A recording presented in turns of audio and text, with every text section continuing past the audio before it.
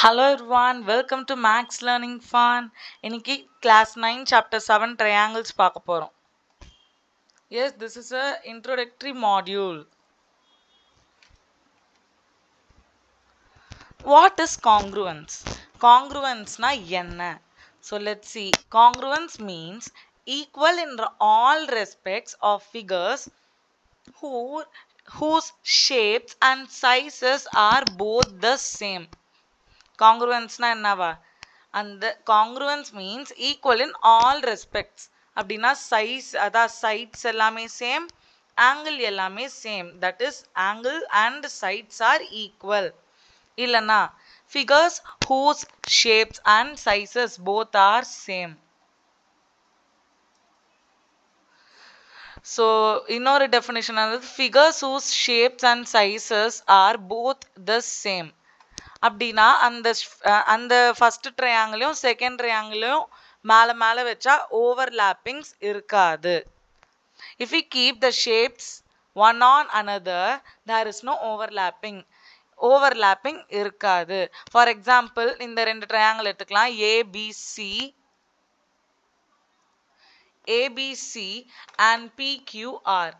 இப்போ இது ரெண்டுத்தையும் ஓவர்லாப் பண்ணி அதாவது ஒன்றின் மேலே ஒன்று வச்சு பார்க்கலாம். That is, we are going to keep the shapes one on another. இப்போ வெச்சு பார்த்தா overlapping இருக்கா? No. Since there is no overlapping, we mention ABC, that is triangle ABC is congruent to triangle PQR. இங்க பார்த்தா தெரியும் இந்த ரெண்டு ட்ரையாங்கிளும் congruent. இப்போ என்ன சொல்லலாம்? இந்த ரெண்டு triangle congruentனா A corresponds to P. A இருக்கிற இடத்துல P வந்து கரஸ்பாண்டிங்கா இருக்கு second ட்ரையாங்கிள்ல. C corresponds to R. C இருக்கிற இடத்துல R கரஸ்பாண்டிங்கா இருக்கு. B இருக்கிற இடத்துல Q பாயிண்ட் வந்து கரஸ்பாண்டிங்கா இருக்குது. Next, since ABC is congruent to PQR, AB equals PQ. ஏன்னா ஒன்றுக்கு மேலே ஒன்று வச்சா ஓவர்லாப்பிங்ஸ் இல்லை. ஸோ நம்ம என்ன சொல்கிறோம்? AB equals PQ. AB equals PQ. இப்போ பாருங்க, AB இருக்கா? AB இருக்கிற இடத்துல PQ இருக்கு. அப்போ ஒன்று மேலே ஒன்று வச்சா வேற எக்ஸ்ட்ராவும் வரல. They overlap each other. So they are equal. And angle A equals P. Then AC equals PR. Then angle B equals angle Q. AC இருக்கிற இடத்துல PR இருக்கு. Then angle B இருக்கிற இடத்துல angle Q இருக்கு. Then BC equals QR. BC இருக்கிற இடத்துல QR இருக்கு. They are equal. Then C இருக்கிற இடத்துல R இருக்கு. So these two angles are equal. இந்த மேலே மென்ஷன் பண்ணது எல்லாமே the above mentioned are known as corresponding parts of congruent triangle. இதை for short நாம் என்ன சொல்வோம்னா CPCT. Yes. Criteria used for proving congruence.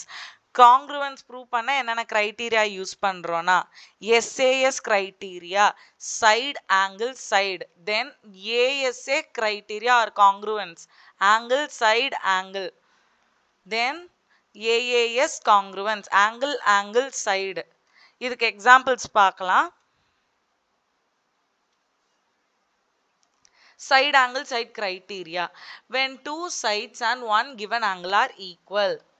When two sides and one given angle are equal. Yes. இப்போ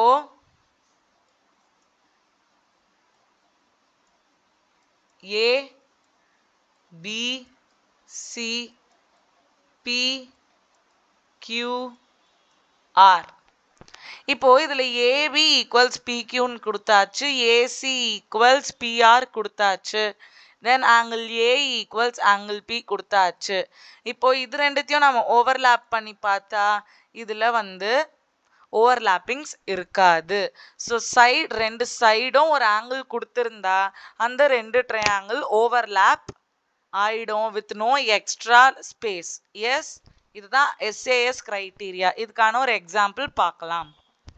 Example 1 from NCERT textbook. In figure 7.8, OA equals OB. இந்த figure கொடுத்துருக்கேன், புக்கில் இருக்கிறதே தான் இருக்கு. OA equals OB, OD equals OC. This is given. Show that triangle AOD is congruent to triangle BOC and AD is parallel to BC. So எப்பவுமே கொடுத்திருக்கிற triangles congruent proof பண்ண கொடுத்திருக்கிற triangles first எடுத்துக்கோங்க. That is triangle AOD and BOC. Take triangles AOD and BOC. இப்போ அது நம்ம வரைஞ்சிக்கலாம்.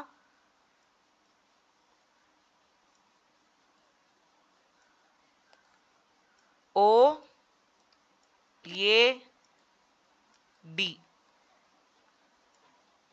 Then AOD, BOC. Yes. OA equals OB கொடுத்திருக்கா questionல. OA equals OB. Yes, this is side. So mention this as side. Yes. Next. OD equals OC. OD equals OC. இதுவும் questionல கொடுத்திருக்கு. So this is also one side. Then angle O equals angle O. See, நம்ம பார்த்தாலே தெரியுது. CD is a straight line. கரெக்டா? CD is a straight line. அப்புறம் AB is a straight line.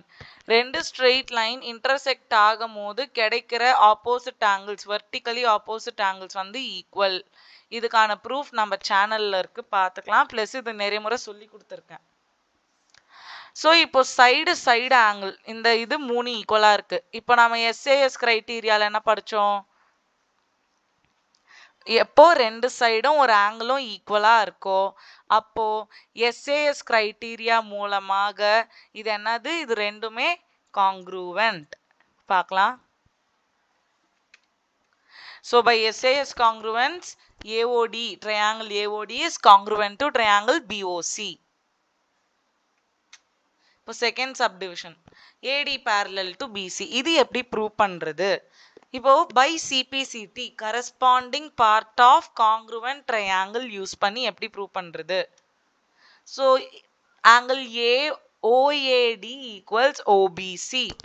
OAD இந்த angle OAD equals OBC by CPCT. Then OCB, that is ODA and OCB are equal. OCB and ODA. Yes. So these forms alternate angles in a line segment. எப்போ alternate angles form ஆகும் ஒரு line segmentல? If they are parallel. When we are finding alternate angles in between two line segments. Yes, we find this usually in between parallel lines. So we conclude that AD is parallel to BC. So இதனால நாம் என்ன சொல்றோம்? AD is parallel to BC. Correct? Yes, hence proved. So last, ASA criteria, angle side angle criteria. When two angles and one given side are equal. இப்போ ரெண்டு triangle எப்பவுமே ABC use பண்றோம். EFG, then HIJ. இப்போ angle F அப்புறம் angle I வந்து equal. Then angle G அப்புறம் angle J வந்து equal. Then FG, side FG and line segment IJ is equal. Then by ASA criteria we tell that these two triangles are congruent. அப்ப நம்ம என்ன சொல்றோம்?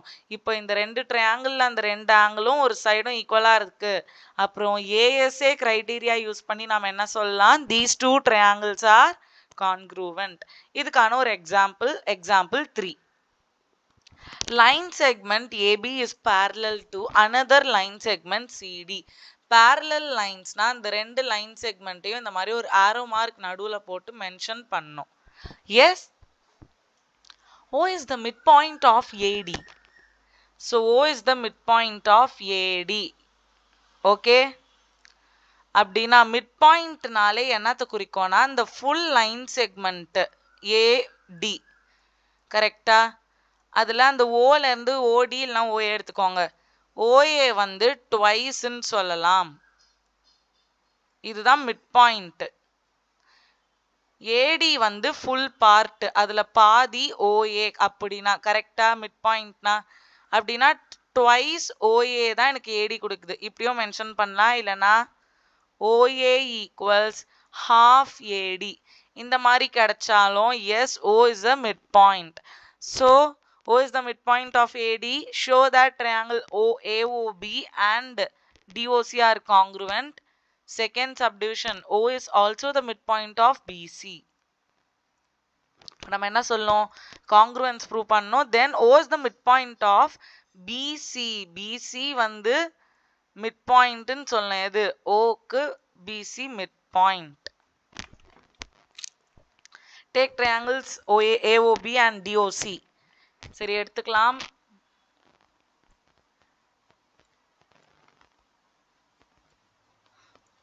OAB DOC.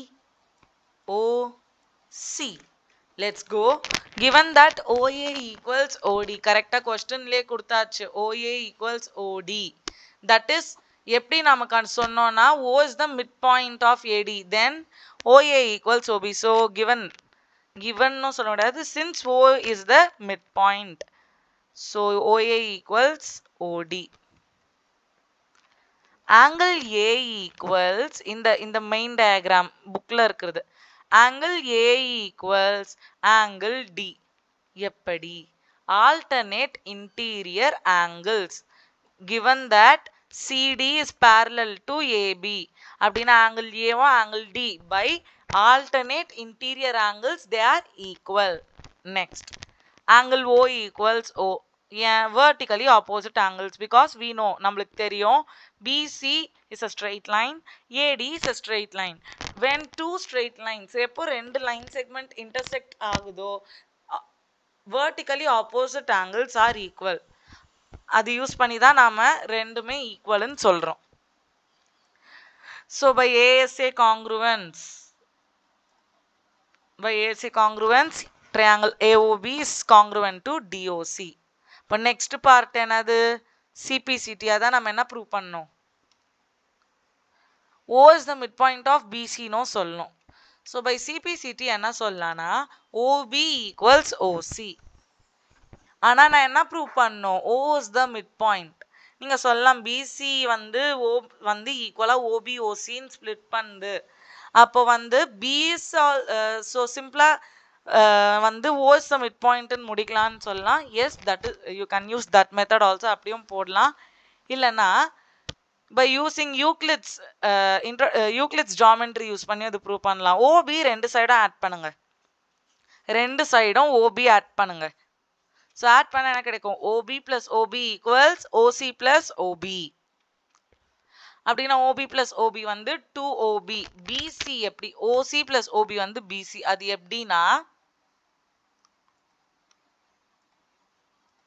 yes இங்க பாருங்க OB plus OC என்னது? ஒரு straight லைனா பாத்தீங்கன்னா BC. அது வச்சு தான் நாம சொல்றோம். அப்படின்னா 2 அந்த பக்கம் எடுத்துட்டு போனா OB equals half of BC. So this is not possible if O is not the midpoint of BC. O வந்து BC ல midpoint இல்லனா இது நடக்க சான்ஸ் இல்ல. So hence O is the midpoint of BC. So these are the introduction for these criteria's main book back answers. அடுத்த வர வீடியோஸ்ல பார்க்கலாம். And this is Max Learning Fun. Thanks for watching. Subscribe to Max Learning Fun. This is class 9 chapter 7 triangles. Thanks for watching. Subscribe.